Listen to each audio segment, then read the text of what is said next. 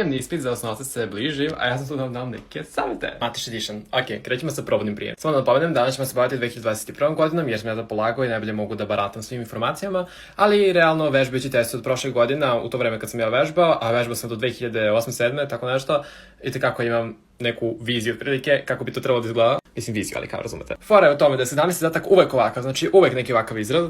Sada, 18, 19 i 20 su malo specifični. Znači ovako, na probnom je bilo 19 i 20 ovakav, i 20 je bilo geometrija, 19 je bila neka aritmetika, ne znam nija. Ako je ova kombinacija, najvjerojatnije će 20 da bude zapravo aritmetika, a 19 je geometrija, geometrija će biti manje. Što se i desilo na prijemnom, kao što vidite, ovdje je bila geometrija, ovdje je bila aritmetika i 18 je isto bio aritmetika. Također vole i na probnom, ali i na prijemnom da je ovu Pitagorinu teoremu. Popularni su i grafici, ovo je sa prijemnog, a ovo sa probnog. A i generalno obratite pažnju na sav probni jer daju i neke slične zadatke, ovo je recimo sa prijemnog, a takav sličan bio je i na probnom.